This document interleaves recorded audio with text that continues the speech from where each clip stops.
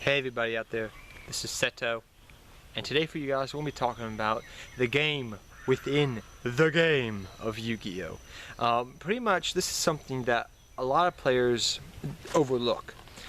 Me playing competitive Yu-Gi-Oh! When a couple years ago and whatnot, and when I was younger and whatnot, you pretty much, once you play enough Yu-Gi-Oh! You start to learn these little tricks and little tips that help you get it better yourself within the game. It's literally a game within a game of Yu-Gi-Oh!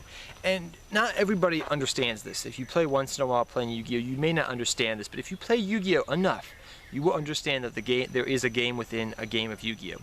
Be it things like bluffing in the game of Yu-Gi-Oh!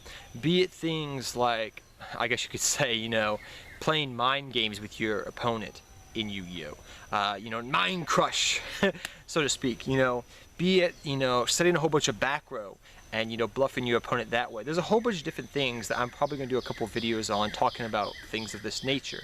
But I wanted to right now, just talk about this a little bit. I started noticing this game within a game in Yu-Gi-Oh! When I guess you say a couple of years ago, when I was starting to become in my 20s and late teens, I guess you could say, I started noticing it. I didn't believe it until I started seeing what other players were doing and just noticing how they played. A good tactic I remember reading up on years ago was, so your opponent did not know how much, it was called smoke screening. Now I do believe this is illegal now. I did not do it back in the day, but I believe it's an illegal move now, but I'm not quite sure. So what is smoke screening? Smoke screening is when you took your 40 card deck and then you have your 15 card extra deck, okay? And your extra deck cards have the same exact sleeves as your main deck cards, okay? Same exact color. And to show you, to make your opponent not know how many cards you sided in, what you would do is you would take all your 15 cards in your extra deck, mesh them up with your 40 card deck, shuffle them about, and then individually take 15 cards out of your main deck. Then you would count out for your opponent, look, I still have 40 cards in my deck. You may not even have switched out one single card. You may have taken all those side deck cards, put them in there, and then took them all back out. Or you may have put just 2 cards in there, but your opponent would not have that knowledge, that information of how many cards you just sided in for them. It was a game within a game, so to speak. If you don't know what it is, you can look it up. I know it's on TCG Player. They used to talk about smoke screening. It was a thing that they used to do like in 2007 through 9, I believe it was. That's when it was very popular. I don't think it's still a thing. I think it's illegal to do it now, but it was a very smart thing if you actually think about it. The Yu-Gi-Oh! Is about a bunch of it's all about information. Just like any war or throughout life, the more information and knowledge you obtain, the more likely you will have success over whoever you're trying to best at, getting a promotion at a job or whatever. The more knowledge you have, the more information you have, the better it is. That's why things like trap dust shoot are banned currently in the game of Yu-Gi-Oh! Because things like that gave you knowledge over your opponent. You could look at your opponent's hand and say, now I know what your deck does, so I'm going to take this card, and now I have the knowledge of all these cards in your hand. That's why things like Mind Crush I've always loved in the game of Yu-Gi-Oh! Even if I know what my opponent just searched out, I flip up that Mind Crush, I destroy that card, send it to the graveyard, and I can say, oh, okay, let me confirm how many cards you don't have that other card in your hand. And I'll look at it, and legally they have to do that, and you can go, okay, he's playing that deck, so that means I should play my deck like this because he's playing that deck. And also he has these cards, so if I know that deck well enough because I've played it personally, maybe online or before, I know exactly what his plays are, and I will be prepared to see what he's going to do, and I have the cards to maybe counteract what his plays are.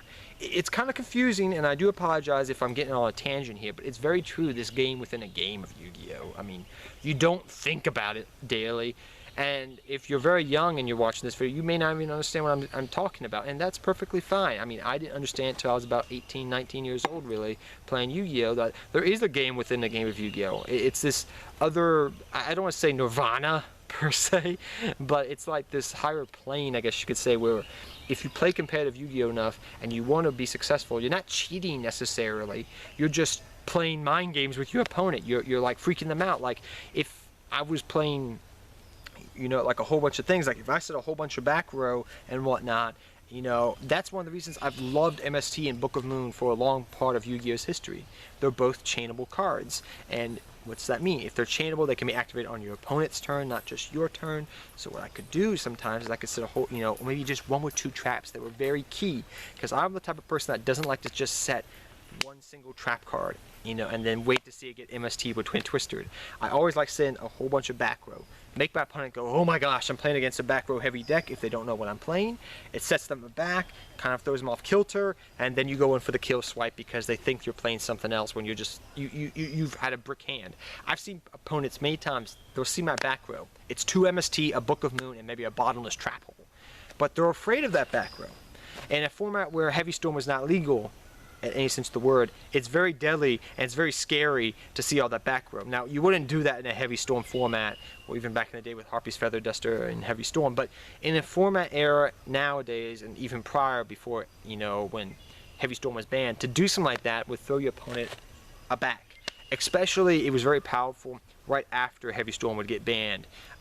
It would be like, people were like frantic. They were literally, I've seen people like, I remember times when I was younger, and then a couple years ago, you know, 3 years ago after Heavy Storm got banned, you would set a whole bunch of back row and your opponent would freak out, literally. He would be like, oh my gosh, what am I supposed to do? I don't have Heavy Storm anymore. I don't know what to do, man. I don't know what to do. I need that Heavy Storm.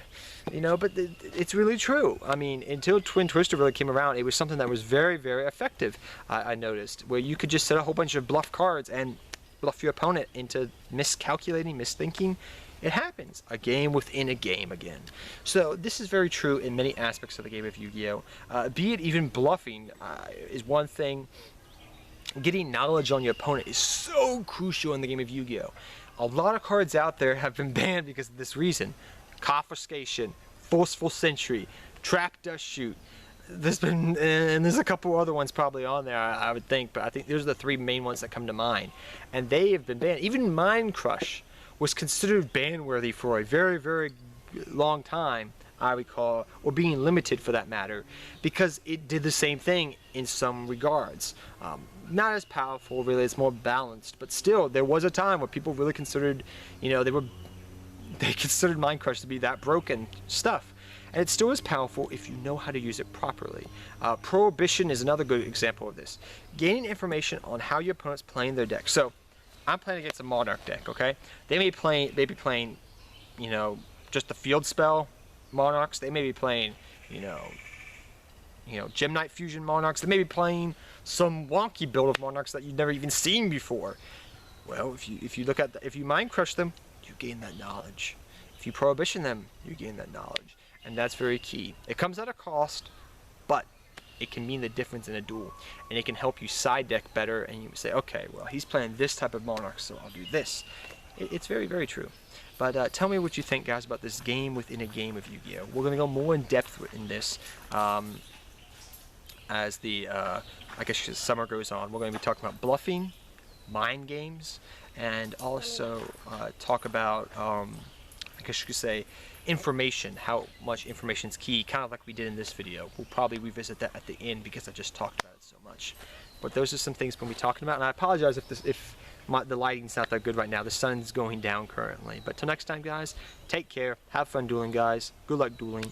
And what do you think, guys? Do you think there's a game within a game of Yu-Gi-Oh? I know this is kind of like some like Twilight stuff, like do do do do do do do do, but it's true. It really is if you know the game well enough. So tell me what you think about the game within the game of Yu-Gi-Oh. Take care, everybody. Till next time.